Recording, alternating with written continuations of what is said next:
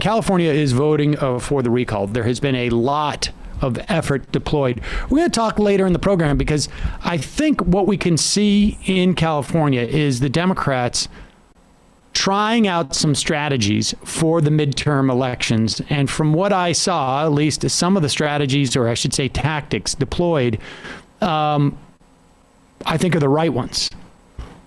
There was real concern as recently as a month and a half ago that Gavin Newsom would lose. It's still possible. And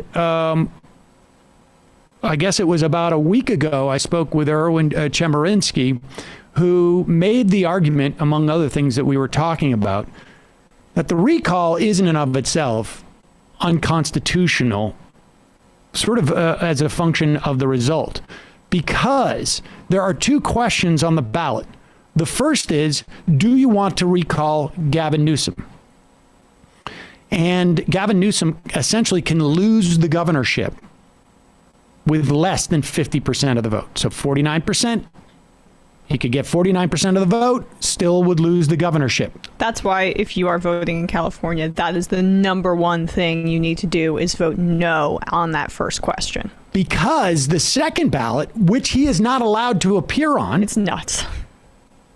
Someone could become governor with 16% of the vote. And that would probably be Larry Elder. That Larry Elder.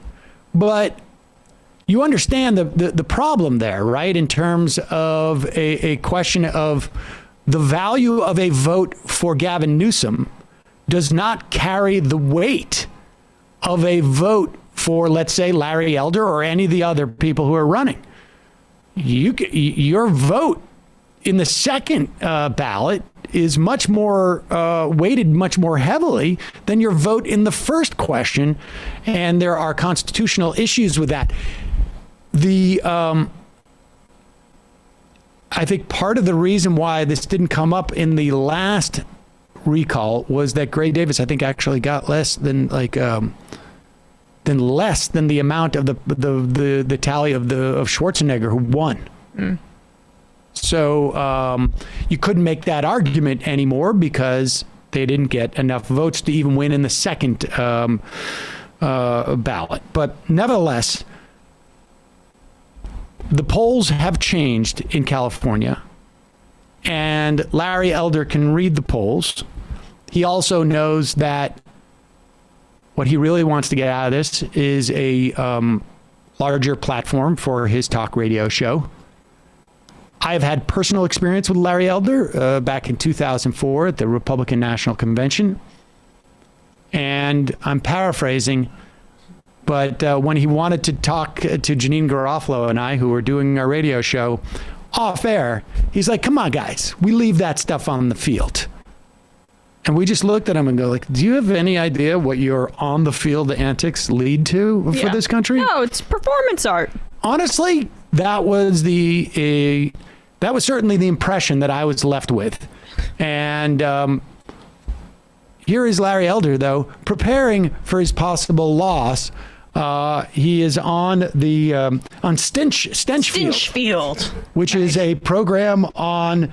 My last name's clunky, but I'm naming my show after it. On Newsmax. You can't tell me otherwise. Damn it. Well, you can imagine that some of the other options were like Stench Town, or Stench Country. They just went with his full name. Here is his interview on Newsmax.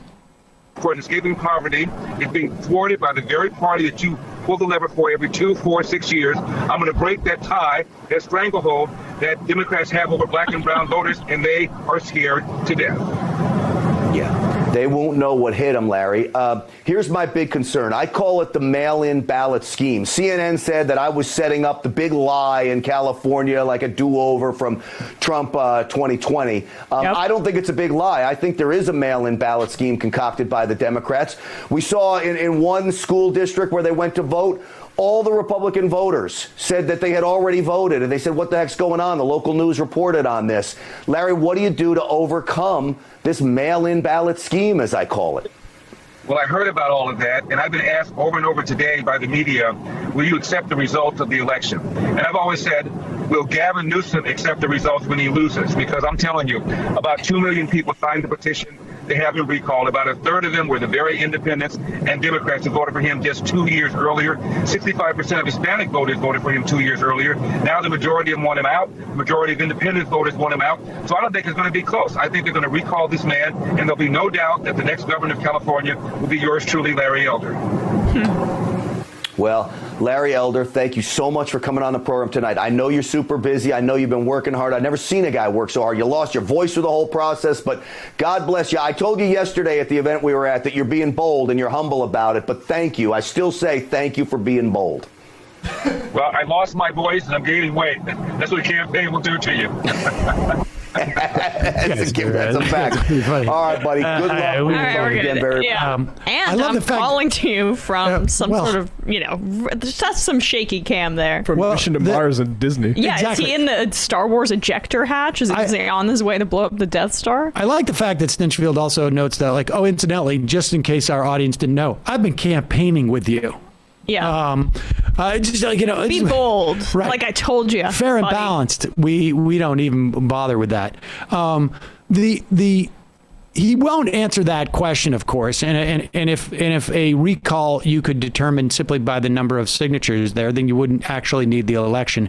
Somehow, the Democrats have also managed, in the course of their mail-in ballot scheme, to also play with the polling that is out there. And they've also managed to play with the number of Democrats who have responded to the ballots as opposed to Republicans. This is a fairly intricate scheme, as you can tell. Not as intricate as the point made that Larry Elder clearly had shot off into space, and so that he could get a good view of the entire state. He saw First Man with Ryan Gosling, and he's like, I'm the first man to recall Gavin Newsom. And he's like, they shot the interview as he's doing re-entry into the atmosphere, or he's just like in G training, right? G force training. Is that what's going on there? Yeah, he's whipping around a centrifuge. Or it could have been he's on a roller coaster. We had a whole mess of stuff. And if his rocket ship combusts, we know it's the deep state. Can we just play that again? Because maybe they're doing some off-roading. Did they? Yeah, he looks like, in rally driving where there's like one guy driving and one guy reading the map. Like, he's like leaving his driver. It does sort of look like he's in a dune buggy. There doesn't even seem to be windows in that vehicle. Maybe he's, he lost his voice, he gained weight, and he's so dehydrated that his hands shaking Can't like hold this. Is that a winning message to conclude a campaign? Like, I've lost my voice and I'm putting on weight. There you go.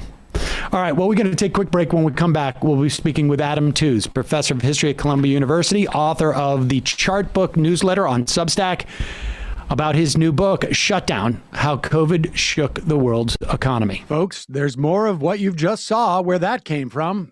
That's if you hit the subscribe and like button. Thank you. Really, thank you.